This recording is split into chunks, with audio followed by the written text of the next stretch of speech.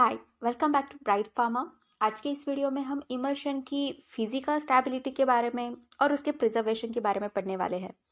Last video में हमने formulation and method of preparation of emulsion के बारे में पढ़ा था। उसका लिंक मैंने डिस्क्रिप्शन में ऑलरेडी दे दिया है। You can check the description below और also you can check the I button given in upper side. So let's get started with physical stability of emulsion. Physical stability क्या होता है? जब एक सस्पेंशन उसकी शेल्फ लाइफ के period में stable रहता है तो उसे कहते हैं इमल्शन की स्टेबिलिटी या फिर उस प्रिपरेशन की स्टेबिलिटी। और फिजिकल स्टेबिलिटी मतलब जो दिखने में मतलब फिजिकली स्टेबल दिख रहा है वो होता है फिजिकली स्टेबल इमल्शन। अब एक इमल्शन को स्टेबल इमल्शन है ये हम कैसे कह सकते हैं? जब तक जो ग्लोब्यूल साइज होती है उसमें वो अपने ओरिजिनल साइज में रिटेन हो जाती है और एक्सटर्नल फेज में यूनिफॉर्मली डिस्ट्रीब्यूटेड रहती है। एक्सटर्नल फेज मतलब कौन सा फेज? Continuous phase. तो जब ग्लोब्यूल्स कंटिन्यूअस फेज में यूनिफॉर्मली डिस्ट्रीब्यूटेड रहते हैं उनकी ओरिजिनल साइज में तो वो होता है एक stable emulsion. A stable emulsion is one in which the globule retain their size as well as remain uniformly distributed throughout the continuous phase is called a stable emulsion. During storage of emulsion, instability is observed as. अब emulsion उसकी storage life में stable होना चाहिए, इतना सब तो ठीक है, लेकिन अगर इमल्शन अनस्टेबल हो जाता है तो उसकी इंस्टेबिलिटी हम कैसे डिटरमाइन कर सकते हैं? किस तरह से ऑब्जर्वेशन हम कर सकते हैं कि इमल्शन अनस्टेबल हो गया है या फिर स्टेबल है? तो उसमें हम क्या ऑब्जर्व करेंगे? क्रीमिंग, कोएलेसेंस एंड ब्रेकिंग, रिवर्सिबल और इरिवर्सिबल एग्रीगेशन, फिजिकल और केमिकल चेंजेस अगर कोई है तो, एंड फेज इन्वर्जन। तो इस तरह से हम इमल्शन की जो स्टेबिलिटी है वो डिटरमाइन कर सकते हैं। टोटल 5 हमने ऑब्जर्वेशंस देखने हैं, उसमें से क्रीमिंग, कोएलेसेंस एंड एग्रीगेशन वो सब हम वन बाय वन पढ़ने वाले हैं। क्रीमिंग में 2 टाइप होते हैं जैसे कि आप यहाँ फिगर में देख रहे हैं, upward creaming and downward creaming. तो क्रीमिंग क्या होती है, कौन कौन से रीज़न होते हैं क्रीमिंग के, और क्रीमिंग को हम किस तरह से कंट्रोल कर सकते हैं, ये चीज़ें हम पढ़ने वाले हैं। So first is upward creaming right here. जैसे कि अपवर्ड क्रीमिंग में आपको दिख रहा है कि अपर साइड पे क्रीमिंग फॉर्म हो रहा है। क्रीमिंग कौन से पार्टिकल में फॉर्म हो रहा है? सिमिलर पार्टिकल में। हमने कलर कोड डिस्कस किए हुए थे फर्स्ट वीडियो में, जो हमने इमल्शन का इंट्रोडक्शन कवर किया था, तो उसमें हमने कलर कोड रखा था that yellow colour is for oil phase and blue colour is for water phase. तो यहाँ पे हमें ऑयल के ड्रॉपलेट दिख रहे हैं, ऑयल के ग्लोबुल्स दिख रहे हैं, ये जो ऑयल के ग्लोबुल है उसमें सिमिलर चार्जेस की वजह से क्रीमिंग हो रहा है। Fine. Second, downward creaming. Downward creaming मतलब डाउन साइड में हो रहा है ये क्रीमिंग, ऑयल के जो ड्रॉपलेट्स हैं वो क्रीमिंग फॉर्म कर रहे हैं डाउन साइड में। थर्ड है फ्लॉक्यूलेशन। फ्लॉक्यूलेशन मतलब जैसे कि हमने सस्पेंशन में देखा था एक नेटवर्क लाइक स्ट्रक्चर फॉर्म होता है, उसी तरह से यहाँ पे भी फ्लॉक्यूलेशन हमें दिख रहा है। Next is कोएलेसेंस। कोएलेसेंस में क्या होता है कि सेम टाइप के जो पार्टिकल होते हैं वो आपस में जुड़ जाते हैं और एक बड़ा बिगर पार्टिकल फॉर्म होता है, उसे कहते हैं coalescence. And next is phase inversion. This is the last type of instability of emulsion among 5 types. So phase inversion में क्या होता है? जैसे कि हम O/W इमल्शन बनाने जा रहे हैं। O/W means oil in water, जहाँ पे ऑयल होंगे ड्रॉपलेट के फॉर्म में और वाटर होगा कंटिन्यूअस फेज के फॉर्म में, लेकिन उसके बिल्कुल अपोजिट इमल्शन बन जाता है। हमको बनाना है O/W टाइप ऑफ इमल्शन, लेकिन बन जाता है W/O टाइप ऑफ इमल्शन। ठीक है, अभी यहाँ पे हमें ऑयल इन वाटर इमल्शन बनाना था, लेकिन अगर आप इस फिगर में देख पा रहे हैं, इस लेफ्ट हैंड साइड वाली जो बॉटम वाला कॉर्नर है वहाँ पे फेज इन्वर्जन, तो ऑयल की जगह वाटर के ड्रॉपलेट हमें फॉर्म यहाँ पे होने को दिख रहे हैं, तो ये होता है फेज इन्वर्जन। O/W बनाने जा रहे हैं लेकिन बन गया W/O type of emulsion. Vice versa अगर हमें W/O टाइप ऑफ इमल्शन बनाना है लेकिन वो W/O बनाने की जगह O/W बन गया, सो that would be an example of phase inversion. So these are the 5 various causes of instability of emulsion. Now let's see the causes one by one in detail. First is creaming. अब ये जो creaming होती है ये instability का एक reason तो होती है, लेकिन क्या ये इरिवर्सिबल फिनोमेनॉन है? नो, ये रिवर्सिबल फिनोमेनॉन है। अगर क्रीमिंग हो भी गया कोई प्रॉब्लम नहीं है, शेक कर लेंगे, एजिटेट कर लेंगे अच्छे से, तो वो एक स्टेबल इमल्शन बन जाएगा। इसीलिए इसे रिवर्सिबल फिनोमेना कहते हैं। रिवर्सिबल मतलब अगर क्रीमिंग हो भी गया है तो कोई दिक्कत नहीं है, इसे हम रिवर्स कर सकते हैं। स्टेबल अनस्टेबल इमल्शन को स्टेबल भी बना सकते हैं कभी अगर सिर्फ क्रीमिंग हुआ है तो। So it is a reversible phenomenon of instability of emulsion. It is the condition in which droplets of dispersed phase come together. What happens? Droplets of dispersed phase come together or deposit at the surface of the emulsion. क्या होता है creaming में? जो droplets होते हैं dispersed phase के, dispersed phase O/W emulsion में कौन सा होता है?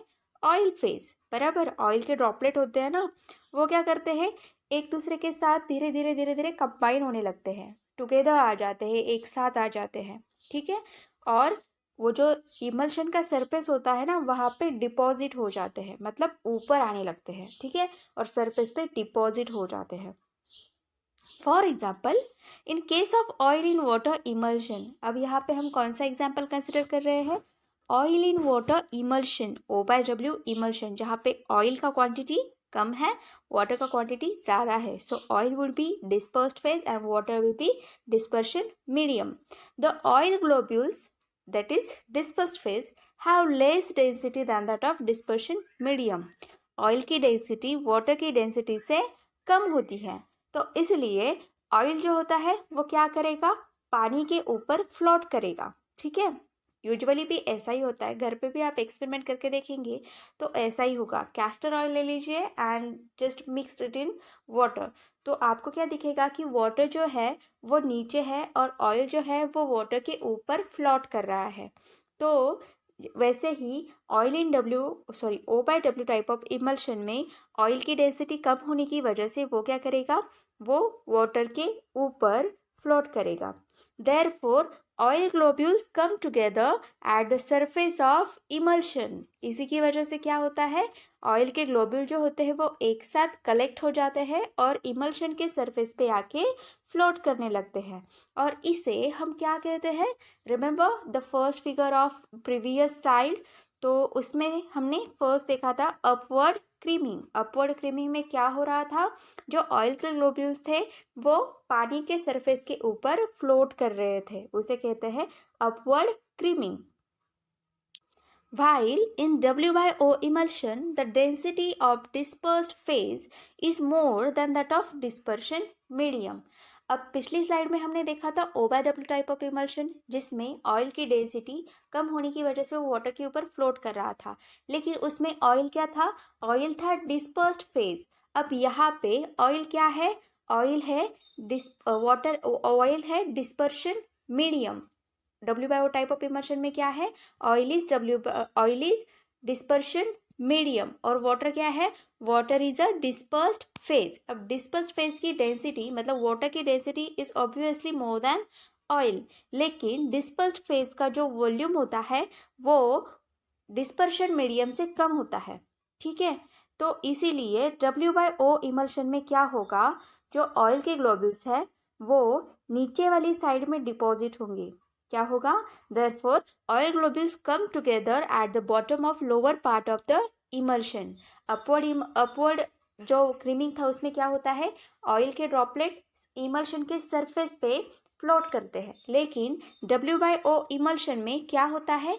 वो बॉटम में लोअर पार्ट में जो इमल्शन होता है ना, लोअर पार्ट में, तो वहाँ पे वो सेटल होते हैं, नीचे डाउनवर्ड क्रीमिंग करते हैं। तो इस तरह से W/O इमल्शन जो होते हैं वो डाउनवर्ड क्रीमिंग शो करते हैं, और O/W इमल्शन जो होते हैं वो अपवर्ड क्रीमिंग शो करते हैं। So this is known as downward creaming. Downward creaming किसको कहते हैं? जब ऑयल के ग्लोब्यूल्स वो बॉटम में सेटल हो जाते हैं, उसे कहते हैं downward creaming. So these are the types of creaming. First is upward creaming and second is downward creaming. आपको फिगर की मदद से ही समझ में आ रहा होगा कि किस तरह से क्रीमिंग का डायरेक्शन होता है और किस तरह से हमने उसे नोमेनक्लेट किया है। तो अपवर्ड क्रीमिंग जो कि अपर साइड में है इसलिए उसको अपवर्ड क्रीमिंग कहते हैं। डाउनवर्ड क्रीमिंग जो डाउन साइड में है इसलिए उसको डाउनवर्ड क्रीमिंग कहते हैं। Creaming is not considered as breaking of emulsion but it is reversible process. Creaming जो है इसे हम इमल्शन ब्रेक होता है ऐसा तो नहीं कह सकते, लेकिन क्रीमिंग क्या है, क्रीमिंग अनस्टेबिलिटी शो करता है लेकिन वो रिवर्सिबल प्रोसेस है। अगर क्रीमिंग हो भी गया और हम उसे शेक भी करें तो शेक करने के बाद वो ऑटोमेटिकली स्टेबल इमल्शन फॉर्म हो जाएगा, इसीलिए वो रिवर्सिबल प्रोसेस है। Creaming can be reversed by shaking the bottle and particles again come in the dispersion state। जैसे कि मैंने अभी अभी बताया कि सिर्फ शेक करने से इमल्शन जो होता है वो स्टेबल हो जाता है और डिस्पर्शन स्टेट में आ जाता है। Next is coalescence and breaking. अभी ये जो डायग्राम दिख रहा है मैं आपको थोड़ी देर में समझाने वाली हूँ कि किस तरह से कोएलेसेंस एंड ब्रेकिंग होता है। It is irreversible phenomena. Coalescence क्या होता है, coalescence and breaking is a irreversible phenomena. अभी अभी भी हमने देखा कि creaming is a reversible phenomena, मतलब अगर क्रीमिंग हो गया है इमल्शन में नॉट एन इशू, अगर हम शेक करेंगे ना तो वो फिर से स्टेबल बन जाएगा। लेकिन अगर कोएलेसेंस हो गया है या फिर ब्रेक हो गया है emulsion, so it can not be reversible.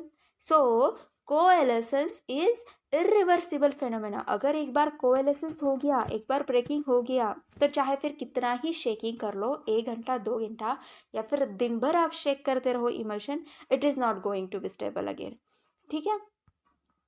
It is the condition in which the interfacial film around the dispersed globule is not sufficient strong, which cause merging aggregation. What it cause? It cause merging aggregation of these dispersed globules and form large globules. तो ये जो पूरा 3 line का statement है ना, उसको समझने के लिए आपको इस फिगर पे ध्यान देना पड़ेगा। ठीक है। Now let me explain. अब ये जो कलर कोड मैंने आपको थोड़ी देर पहले बताया था, so this is for water, this color is for oil globule, and this square or rectangular shape we can consider as it is an emulgent। ठीक है। ये क्या है, वाटर फेज, ये है ऑयल फेज और ये है इमल्जेंट। इमल्शन किससे बनता है, aqueous phase, oil phase and emulgent की मदद से। ठीक है। तो ये 3 इंग्रेडिएंट हमें इमल्शन बनाने के लिए रिक्वायर्ड है। अब क्या होता है कि अगर आप अपने घर पे एग्जाम्पल के तौर पे कुछ एक्सपेरिमेंट करेंगे, तो ऑयल लीजिए, एडिबल ऑयल जो भी आप खाते हैं वो एडिबल ऑयल ले लीजिए, फिर वाटर ले लीजिए और उन दोनों को एक दूसरे में मिक्स करने का ट्राई कीजिए। फाइन।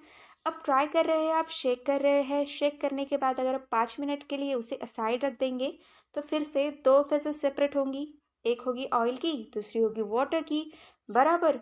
अब आप सोचेंगे कि मैंने इतना ज़्यादा फोर्स लगाया इसे शेक करने के लिए, इसे मिक्स करने के लिए, ये भाई साहब तो तस से मस नहीं हो रहे, ये तो बिल्कुल एक दूसरे के साथ मिक्स ही नहीं कर रहे। ऐसा क्यों होता होगा, झगड़ा हो रहा है दोनों के बीच में। तो ऑयल भैया कहते हैं कि मैं तो अपनी ईगो नहीं छोड़ूंगा और तुम्हारे घर में रहने नहीं आऊँगा। वाटर को ऐसा कहते हैं। वाटर भी कहता है तो मत आना, मैंने तुझे कब बुलाया है अपने घर पे। तो ये जो इमल्जेंट भाई साहब है ना, ये इमल्जेंट भाई साहब कहते हैं यार तुम दोनों क्यों झगड़ रहे हो, हम प्यार से नहीं रह सकते क्या। तो ये दोनों भाई साहब बोलते हैं oil phase and water phase कि नहीं, हमें तो प्यार से रहना ही नहीं है, हम अलग ही रहे, यही बेटर है। तो ये इमल्जेंट भाई साहब कहते हैं कि छोड़ो यार ये झगड़ा छोड़ो, मैं क्या कर लेता हूँ, तुम दोनों को एक दूसरे की शक्ल सूरत देखना पसंद नहीं है ना, तो मैं क्या कर लेता हूँ, ये जो ऑयल है ना भाई साहब, ये ऑयल की जो तुम्हारा घर है ना, तो मैं उसके ऐसे अराउंड एक दीवार बांध देता हूँ। ठीक है। ये ऑयल के ड्रॉपलेट के अराउंड मैं एक दीवार बांध देता हूँ। तो ये क्या करता है, ये इमल्जेंट जो है ना, इस ऑयल ड्रॉपलेट के पास में जाकर उसके अराउंड एक लेयर फॉर्म करता है, एक बैरियर फॉर्म करता है। ठीक है। तो ये जो इमल्जेंट बैरियर फॉर्म करता है उसकी वजह से ये ऑयल का जो ड्रॉपलेट है ना वो देख नहीं पाता वाटर को। ठीक है। और वो धीरे धीरे धीरे धीरे वाटर में ट्रैवल करने लगता है, डिस्पर्स स्टेट में रहने लगता है, फिर ये वाटर में एंटर करने लगता है क्योंकि इमल्जेंट भाई साहब ने तो उसके आसपास दीवार बना दी है। चारों तरफ से, उसको कुछ दिख ही नहीं रहा कि वो कहाँ जा रहा है कहाँ नहीं जा रहा है, और ये पूरी तरह से वाटर के फेज में एंटर करने लगता है, बराबर। और जब तक ये इमल्जेंट पूरी तरह से इसके अराउंड है, जब तक एक दीवार बनाए रखा हुआ है ये, तब तक वाटर में ऐसे ही डिस्पर्स्ड फॉर्म में रहेगा, ठीक है।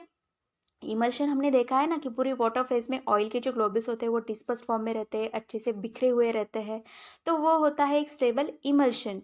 तो ये जो इमल्जेंट है जो ऑयल के आसपास एक बैरियर फॉर्म कर रहा है, एक इंटरफेशियल लेयर या फिर फिल्म कह सकते हैं उसे, वो फॉर्म कर रहा है ताकि इन दोनों के बीच का जो इंटरफेशियल टेंशन है वो रिड्यूस हो जाए, ठीक है। तो इस वजह से क्या रहता है, इमल्शन स्टेबल रहता है, ठीक है। अब आपको ये समझ में आ गया कि इमल्जेंट क्या करता है। इमर्जेंट इन दोनों का झगड़ा कम करता है, और ताकि ये दोनों एक दूसरे के साथ अच्छे से रहे, प्यार से रहे, एक दूसरे के घर में आके रहे, तो इसे हेल्प करता है। तो emergent is forming an interfacial film, ठीक है। अगर ये इंटरफेशियल फिल्म नहीं होगी तो क्या होगा, ये दोनों फिर एक दूसरे से खफा हो जाएंगे और फिर सेपरेट हो जाएंगे। तो ऐसा हमें चाहिए? बिल्कुल नहीं चाहिए। हमें तो चाहिए कि ये दोनों एक साथ रहे, अच्छे से रहे, प्यार से रहे। तो हमें क्या करना चाहिए, ये जो इमर्जेंट है उसे इसमें ऐड कर देना चाहिए ताकि वो उसमें एक इंटरफेशियल फिल्म फॉर्म करे। तो ये तो कहानी थी एक स्टेबल इमल्शन फॉर्म करने की। अब आप ये थोड़ी देर के लिए भूल जाइए, ठीक है, कि इस तरह से स्टेबल इमल्शन बनता है।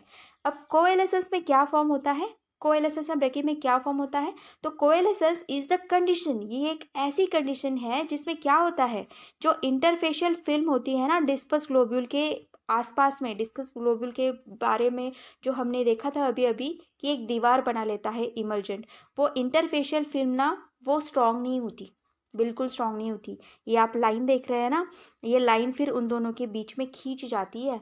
ये दोनों एक दूसरे के घर में रहना बिल्कुल पसंद नहीं करते, इन दोनों में झगड़े होने लगते हैं। क्यों? क्योंकि इमल्जेंट उसने जो इंटरफेशियल फिल्म बनाई थी ना ऑयल के ऊपर, ऑयल के ड्रॉपलेट के ऊपर, वो स्ट्रांग ही नहीं है, वो धीरे धीरे क्या हो रही है, ब्रेक हो रही है। तो उससे क्या होगा, ये जो ऑयल भैया है वो ऑयल बोलेंगे कि हमें तो वाटर में रह नहीं रहना है, तो वो क्या करेगा, वो बाकी के जो ऑयल के ग्लोबुल्स है ना उन्हें भी कह देगा कि मुझे ना इस वाटर के साथ में नहीं रहना है, हम क्या करेंगे, हम ना अपना अपना अलग घर बसाएंगे। तो वो क्या करता है, इसके साथ साथ जो भी ऑयल ग्लोबुल्स है ना उनको भी बुला लेता है कि हम क्या करेंगे, हम एक दूसरे के साथ रहेंगे, ठीक है, क्योंकि हम तो सेम सेम है ना, वाटर कितना डिफरेंट है, तो हम साथ साथ रहेंगे। तो वो क्या करता है, वो एग्रीगेशन फॉर्म करने लगता है सेम ड्रॉपलेट्स में, ऑयल के जो सेम ड्रॉपलेट्स होते हैं ना वो उसमें एग्रीगेशन फॉर्म करने लगता है, जो डिस्पर्स ग्लोबुल्स होते हैं ऑयल्स के, तो उसका क्या हो जाता है, लार्ज ग्लोबुल बन जाता है। सेम सेम पार्टिकल्स है तो उनमें क्या होता है, लार्ज ग्लोबुल बन जाता है, जिससे हम क्या कहते हैं, कोएलेसेंस कहते हैं। अगर एक लार्ज ग्लोबुल बन जाता है, छोटे छोटे छोटे छोटे जो ऑयल के ग्लोबुल्स होते हैं उनका मिला के लार्ज ग्लोबुल बन गया, तो उसे कहते हैं कोएलेसेंस। Fine. So this process continues and therefore all get separated from water। तो ये ऑयल भाई साहब क्या कहते हैं, चलो हम इकट्ठा होते हैं और हम सेपरेट रहने लगते हैं। तो धीरे धीरे करके सारे ऑयल के ग्लोबुल फिल इन्फ्लुएंस हो जाते हैं, वो बोलते हैं कि चलो ठीक है तू नहीं रहना चाहता ना भाई, हम भी तेरे साथ चलेंगे। तो वो क्या करते हैं, धीरे धीरे वाटर से पूरी तरह से सेपरेट हो जाते हैं और एक कोएलेसेंस फॉर्म हो जाता है, जिससे क्या होता है, इमल्शन ब्रेक हो जाता है। इमल्शन अनस्टेबल कब कह सकते हैं, जब वाटर एंड ऑयल एक दूसरे के साथ मिक्स स्टेट में डिस्ट्रीब्यूटेड डिस्पर्स्ड फॉर्म में रहे तो वो होता है स्टेबल इमल्शन। और अगर दोनों फेजेस सेपरेट हो गए so that would not be said a stable emulsion, this is called breaking of emulsion. Coalescence can be prevented by thick और स्ट्रॉन्ग इंटरफेशियल फिल्म। तो कोएलेसेंस कैसे होता है ये हमने देखा। तो कोएलेसेंस क्यों होता है ये भी हमें पता है, क्यों होता है, क्योंकि जो इमल्जेंट ने एक इंटरफेशियल फिल्म जो होती है वो फॉर्म करी हुई है ना, वो स्ट्रॉन्ग नहीं है, वो थिक नहीं है। तो अगर वो स्ट्रॉन्ग या फिर थिक रहेगी तो कोएलेसेंस हम प्रिवेंट कर सकते हैं। By enhancing the viscosity of emulsion with using gum at optimum level can reduce coalescence। एक तो हम कोएलेसेंस प्रिवेंट करने के लिए क्या कर सकते हैं, हम इंटरफेशियल फिल्म जो होती है फॉर्म करने में, जो इमल्जेंट फॉर्म करते हैं वो स्ट्रॉन्ग या फिर थिक होगी तो कोएलेसेंस प्रिवेंट कर सकते हैं। And other thing is to prevent coalescence is by enhancing the viscosity of emulsion. अगर हम इमल्शन की विस्कोसिटी या फिर थिकनेस थोड़ी सी इंक्रीज कर देंगे तो क्या होगा, तो भी कोएलेसेंस हम रिड्यूस कर सकते हैं। तो इस तरह से हम कोएलेसेंस एंड ब्रेकिंग को रिड्यूस कर सकते हैं। Third is physical and chemical changes. किस तरह से physical and chemical changes physical instability produce कर सकते हैं। तो उसमें अगर प्रिपरेशन का कलर चेंज हो गया है so that would be an cause of physical instability. उसके बाद अगर इमल्शन का ऑर्डर चेंज हो गया है या फिर एक्टिव फार्मास्यूटिकल इंग्रेडिएंट का डिकम्पोजिशन हो गया है तो उसकी फाइनली जो एसए वैल्यू है वो भी डिक्रीज हो जाती है। So these are the physical and chemical changes which can make the emulsion unstable. Next is fourth reason is phase inversion. Phase inversion में क्या होता है, अगर हम O/W इमल्शन बनाने जा रहे हैं और वो W/O टाइप ऑफ इमल्शन बन गया है तो वो होता है फेज इन्वर्जन। फेज इन्वर्जन मतलब किसी भी फेज का हम इमल्शन बनाने जा रहे हैं तो डिस्पर्स्ड फेज डिस्पर्शन मीडियम में कन्वर्ट हो जाती है और डिस्पर्शन मीडियम डिस्पर्स्ड फेज में कन्वर्ट हो जाता है, वो होता है phase inversion. The phase inversion occur due to changes in type of emulsifying agent and change in phase volume ratio. दो चीज़ों से फेज इन्वर्जन हो सकता है, उसमें से फर्स्ट है इमल्सिफाइंग एजेंट का टाइप अगर चेंज हो गया है। हमने पहली वीडियो में देखा था कि जो इमल्सिफाइंग एजेंट होते हैं वो O/W के लिए हम अलग इमल्सिफाइंग एजेंट यूज़ करते हैं और W/O टाइप ऑफ इमल्शन के लिए हम अलग इमल्सिफाइंग एजेंट यूज़ करते हैं। मान लीजिए कि हमें O/W इमल्शन बनाना है और गलती से हमने W/O type of emulsifying agent O/W वाले इमल्शन में एड मिक्स कर दिया तो इसमें से क्या हो जाएगा, इमल्शन में फेज इन्वर्जन आ जाएगा। सो that would be the cause of phase inversion. It may occur due to chemical incompatibility between drug and excipient. क्यों हो सकता है ये, जो ड्रग और एक्सिपियंट होते हैं O/W इमल्शन में उसमें केमिकल इनकम्पैटिबिलिटी कॉज हो सकती है अगर हमने W/O टाइप ऑफ वाला इमल्सिफाइंग एजेंट यूज़ किया तो उस वजह से फेज इन्वर्जन हो सकता है। This cause phase inversion. For example अभी हम एक एग्जाम्पल देखने वाले हैं कि किस तरह से इमल्सिफाइंग एजेंट अगर हमने गलत टाइप का यूज़ कर लिया है तो किस तरह से फेज इन्वर्जन हो सकता है। अब मान लीजिए सोडियम स्टीरेट हम यूज़ कर रहे हैं जो कि है example of O/W emulsifying agent. Sodium stearate हम O/W इमल्सिफाइंग एजेंट के तौर पे यूज़ करते हैं जिसे हम O/W इमल्शन बनाने में यूज़ करेंगे। अगर वो कैल्शियम क्लोराइड के साथ रिएक्ट हो जाता है, सोडियम क्लोराइड अगर कैल्शियम क्लोराइड के साथ रिएक्ट हो जाता है तो वो किस चीज़ में कन्वर्ट हो जाएगा, कैल्शियम स्टीरेट में कन्वर्ट हो जाएगा। और यहाँ पे मेन प्रॉब्लम स्टार्ट होती है क्योंकि कैल्शियम स्टीरेट जो बन गया है यहाँ पे वो कौन से टाइप का इमल्सिफाइंग एजेंट है, वो है W/O type of emulsifying agent. तो हो गया लोचा, हमें बनाना था O/W इमल्शन और जो इमल्सिफाइंग एजेंट यहाँ पे बना है वो है W/O इमल्सिफाइंग एजेंट। तो इस तरह से फेज इन्वर्जन होने के लिए ये चीज़ें बहुत ज़्यादा असरदार है, बहुत अफेक्ट करती है ये चीज़ें। The temperature at which the inversion occurs which depends on the emulsifier concentration is called phase inversion temperature. अभी हमने जो एग्जाम्पल देखा कि sodium stearate is get converted into calcium stearate upon the reaction of calcium chloride with sodium stearate, तो O/W emulsion O/W type of emulsifying जो agent है वो convert हो गया W/O में। अब जो टेम्परेचर है जिसमें O/W इमल्सिफाइंग एजेंट वो W/O इमल्सिफाइंग एजेंट में कन्वर्ट हो रहा है तो उस टेम्परेचर को कहते हैं phase inversion temperature. Short form में उसे लिखेंगे PIT। The temperature at which inversion occurs, जिस टेम्परेचर को इन्वर्जन शो हो रहा है उसे कहते हैं phase inversion temperature. The second reason for phase inversion is changes in phase volume ratio. तो फेज वॉल्यूम रेशियो क्या होता है, सबसे पहले हमें ये जान लेना है कि कितनी फेजेस होती है। दो फेजेस होती है, first is oil phase, second is aqueous phase. तो जो डिस्पर्स्ड फेज होती है, ठीक है, ऑयल फेज भी हो सकती है या फिर एक्वस फेज भी हो सकती है। तो डिस्पर्स्ड फेज का वॉल्यूम कितना होना चाहिए, डिस्पर्स्ड फेज का वॉल्यूम 74% से कम होना चाहिए। जो भी टोटल अमाउंट ऑफ प्रिपरेशन है, टोटल वॉल्यूम ऑफ प्रिपरेशन है, उसके 74% से कम होना चाहिए क्योंकि स्टोरेज पीरियड के दरमियान जो इवेपोरेशन होता है तो ऐसा भी हो सकता है कि इंटरनल फेज का जो वॉल्यूम है वो 74% से ज़्यादा हो जाएगा, क्योंकि अगर एक्सटर्नल फेज स्टोरेज के दरमियान इवेपोरेट हो रहा है तो ऑब्वियसली इंटरनल फेज का वॉल्यूम बढ़ जाएगा। तो इससे क्या होगा, एक्सटर्नल फेज का वॉल्यूम कम हो जाएगा क्योंकि उसका इवेपोरेशन हो रहा है, बराबर। कंसिडर कर लीजिए कि you have O/W type of emulsion, that is castor oil emulsion, let's consider, and you have opened the container and kept it open for a week or for a day.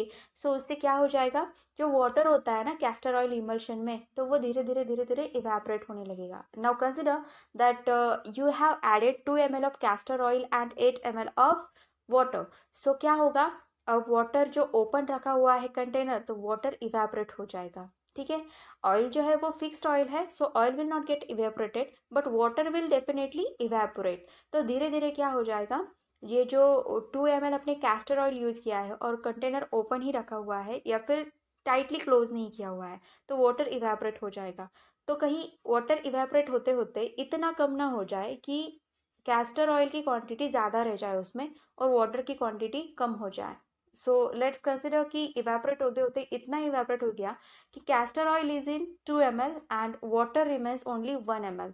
सो यहाँ पे क्या हो जाएगा, external जो phase है, originally क्या था, water, तब उसकी क्वांटिटी थी 8 ml और कैस्टर ऑयल की क्वांटिटी थी ओनली 2 ml, लेकिन इवेपोरेट होने के बाद water will remain only 1 ml and castor oil will remain 2 ml। तो यहाँ पे एक्सटर्नल फेज कौन सा हो गया, एक्सटर्नल फेज यहाँ पे हो गया आफ्टर इवेपोरेशन। हाँ, so external phase will be castor oil and internal phase will be water. तो इस तरह से क्या हो गया, फेजेस का वॉल्यूम चेंज हो गया और इस तरह से फेज इन्वर्जन होने के चांसेस बढ़ गए। सो O/W emulsion will get converted into W/O type of emulsion. तो इस तरह से फेज वॉल्यूम भी इमल्शन का फेज इन्वर्जन होने के लिए काफ़ी मतलब अफेक्ट कर सकता है इसे। तो हमें ये चीज़ें ध्यान में रखनी चाहिए कि जो भी रीजंस है उसे हम अवॉइड करें या फिर कुछ हद तक उसे कंट्रोल करने के लिए ट्राई करें। अब हमने जो रीजंस देखे हैं इंस्टेबिलिटी ऑफ इमल्शन के, वो हमें कैसे कंट्रोल करने हैं वो तो आपको पता लग ही गया होगा कि फेज इन्वर्जन हम कैसे रोक सकते हैं या फिर अपवर्ड क्रीमिंग डाउनवर्ड क्रीमिंग कैसे रोक सकते हैं। अब वो आप जब भी कुछ अपना प्रोजेक्ट स्टार्ट करेंगे या फिर आपको कंपनी में कुछ काम करना होगा तो आप ये नॉलेज वहाँ पे इम्प्लीमेंट कर सकते हैं। Next is preservation of emulsion. अब इमल्शन तो हमने बना लिया है, लेकिन उसे प्रिजर्व कैसे करें, प्रिजर्व करना बहुत इंपॉर्टेंट है। प्रिजर्वेशन हमें माइक्रो ऑर्गेनिज्म के अगेंस्ट करना होता है और जो माइक्रो ऑर्गेनिज्म होते हैं वो हमारे प्रिपरेशन को अनस्टेबल कर सकते हैं, तो इसीलिए इमल्शन को प्रिजर्व करना बहुत ही ज़्यादा इंपॉर्टेंट है। It is so necessary to preserve the emulsion from micro organism. अब ये जो माइक्रो ऑर्गेनिज्म होते हैं वो क्या कर सकते हैं, किस तरह से कंटामिनेशन कर सकते हैं हमारे इमल्शन का। So they can cause colour change, odour change, gas produce कर सकते हैं, हाइड्रोलिसिस कर सकते हैं या फिर पीएच जो होता है इमल्शन का वो चेंज कर सकते हैं, इमल्शन को ब्रेक कर सकते हैं। तो इतने सारे प्रॉब्लम्स क्रिएट कर सकते हैं अगर माइक्रो ऑर्गेनिज्म, तो हमें इमल्शन को प्रिजर्व करना कितना ज़रूरी है ये आप समझ सकते हैं। The formulation containing carbohydrate, protein and steroids are more susceptible, क्योंकि क्या होता है, जो कार्बोहाइड्रेट्स होते हैं, प्रोटीन्स होते हैं या फिर स्टेरॉइड्स होते हैं, यही इमल्शन ज़्यादा ससेप्टेबल क्यों होते हैं, क्योंकि ये खाना है, किसका खाना है, माइक्रो ऑर्गेनिज्म का, इसी पे ये तो जिंदा रहते हैं। तो हमें जो प्रिपरेशन में कार्बोहाइड्रेट, प्रोटीन एंड स्टेरॉइड रहते हैं उनको प्रिजर्व करने के लिए ज़्यादा प्रिकॉशंस लेनी पड़ती है। The micro organism can proliferate easily in emulsified system due to high water content. जिस पे इमल्शन में वाटर की क्वांटिटी ज़्यादा होती है उसमें माइक्रो ऑर्गेनिज्म ग्रो करने के चांसेस ज़्यादा होते हैं, क्योंकि water is a best media to grow for micro organism. The emulsion should be adequately preserve by using preservative. अब इमल्शन को हम माइक्रो ऑर्गेनिज्म से किस तरह से प्रिवेंट कर सकते हैं, किस तरह से बचा सकते हैं, तो हमें प्रिजर्वेटिव ऐड करके इमल्शन को माइक्रो ऑर्गेनिज्म से बचाना पड़ता है। So there are number of anti microbial preservative use to preserve emulsified system which include, कौन कौन से ऐसे माइक्रोबियल एंटी माइक्रोबियल प्रिजर्वेटिव होते हैं जो हम इमल्शन में ऐड कर सकते हैं।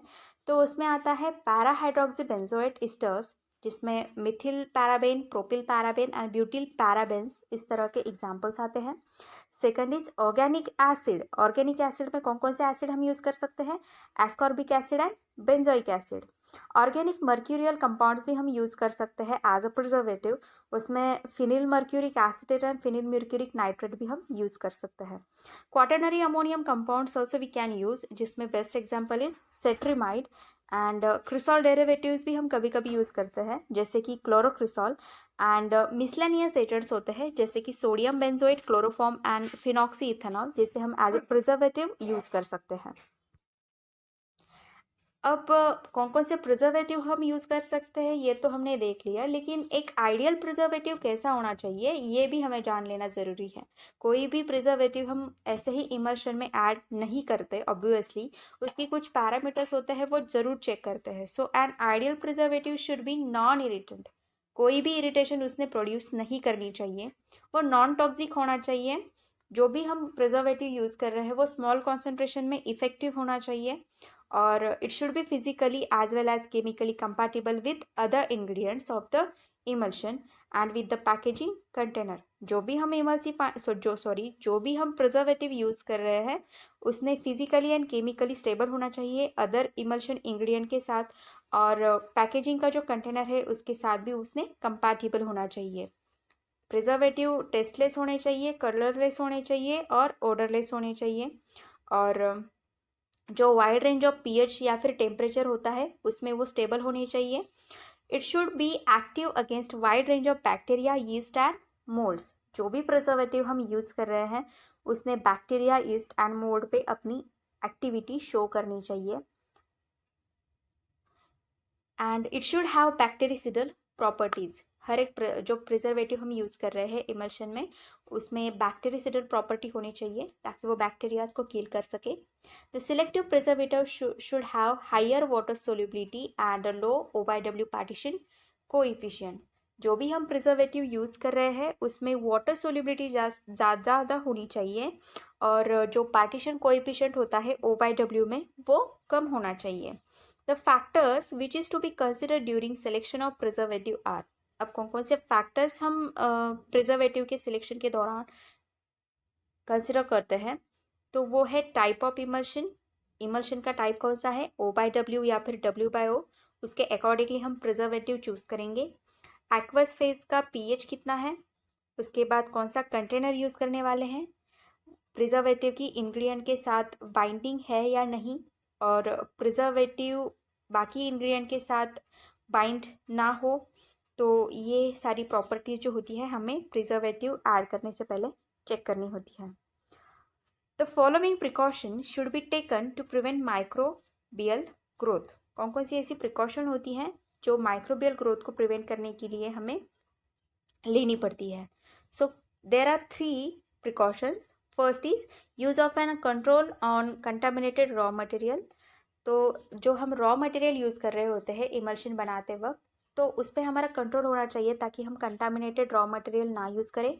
Second is proper cleaning of equipment. जो भी इक्विपमेंट हम यूज़ कर रहे हैं मेक श्योर कि सारे इक्विपमेंट्स अच्छे से क्लीन हो, उसमें कोई माइक्रो ऑर्गेनिज्म की चांसेस मतलब कम हो, ताकि वो माइक्रो ऑर्गेनिज्म हमारे प्रिपरेशन में इनकॉर्पोरेट ना हो सके। And third is sterilisation of equipments either by steam और बाय हॉट एयर ओवन। जो भी हम इक्विपमेंट यूज़ कर रहे हैं तो उसे स्टरिलाइज कर लेना एक अच्छा तरीका है जिससे हम माइक्रो ऑर्गेनिज्म को प्रिवेंट कर सकते हैं। Next is preservation from oxidation. Preservation हमें माइक्रो ऑर्गेनिज्म से करना ही होता है, उसके साथ साथ इमर्शन में ऑयल फेज हम यूज़ करते हैं। सो ऑयल्स आर मोर ससेप्टिबल और प्रोन टू ऑक्सीडेशन, तो हमें ऑक्सीडेशन से भी हमारे प्रिपरेशन को स्टेबल बनाना पड़ता है, हमारे प्रिपरेशन को प्रिवेंट करना पड़ता है ऑक्सीडेशन से। The oxygen present in atmosphere cause oxidative changes such as rancidity and spoilage. Atmosphere में जो भी ऑक्सीडेशन होता है उसकी वजह से ऑक्सीडेटिव चेंजेस हो सकते हैं, रैंसिडिटी हो सकती है ऑयल्स में, या फिर स्पॉइलेज भी हो सकता है। अब ये जो एंटीऑक्सीडेंट होते हैं वो एटमॉस्फेरिक ऑक्सीजन के साथ हमारा प्रिपरेशन रिएक्ट ना करे इसलिए एक्ट करते हैं। The ideal antioxidant should be non toxic. जो भी आइडियल एंटीऑक्सीडेंट होते हैं वो नॉन टॉक्सिक होने चाहिए, नॉन इरिटेंट होने चाहिए और लो कॉन्सेंट्रेशन में इफेक्टिव होने चाहिए। और इमल्शन में वो स्टेबल रहे, इस तरह से हम वो एंटीऑक्सीडेंट चूज़ करते हैं। Antioxidant for use in oral preparation should also be odourless and tasteless. हम जो ओरल इमल्शन बनाते हैं उसके लिए जो एंटीऑक्सीडेंट यूज़ करते हैं वो ओडरलेस होने चाहिए और टेस्टलेस होने चाहिए, ताकि उसका कोई अलग सा स्मेल या फिर अलग सी टेस्ट इमल्शन में पेशेंट को ना आए। Some of the commonly used antioxidants for emulsified system are alkyl gallate such as ethyl propyl dodecyl gallate and butylated hydroxyanisole जैसे कि BHA and butylated hydroxytoluene जैसे कि BHT। इन टाइप के हम एंटीऑक्सीडेंट्स यूज करते हैं। And here we have end up with emulsion chapter. बस एक क्विक समरी कर लेते हैं कि इस चैप्टर पे हमने क्या क्या सीखा। हमने सीखा what is emulsion, what are the various types of emulsion, identification test to determine the type of emulsion, formulation of emulsion which generally consists 3 phases, that means 3 things. First is aqueous phase, second is oil phase, and third is emulsifier. Next, method of preparation of emulsion, dry gum, wet gum and bottle method. Stability of emulsion, preservation of emulsion. तो ये सारी चीज़ें हमने इस emulsion topic में cover करी और इस चैप्टर के नोट मैंने ऑलरेडी प्रोवाइड कर दिए हैं, तो अगर आप चाहें तो डिस्क्रिप्शन में मैंने लिंक दे दिया है, वहाँ से आप इमर्शन के जो नोट्स है वो डाउनलोड कर सकते हैं। एंड वन इम्पॉर्टेंट थिंग कि कौन सा वीडियो अच्छा है और कौन सा वीडियो बुरा है, ये यूट्यूब एल्गोरिदम उस पर मिलने वाले लाइक्स के आधार पर तय करता है। तो अगर आप हमारे यूट्यूब चैनल को लाइक करते हैं, हमारे कंटेंट को लाइक करते हैं, तो प्लीज़ लाइक का बटन हिट करना ना भूलिए। तब तक के लिए पढ़ते रहिए और देखते रहिए ब्राइट फार्मा। Bye bye.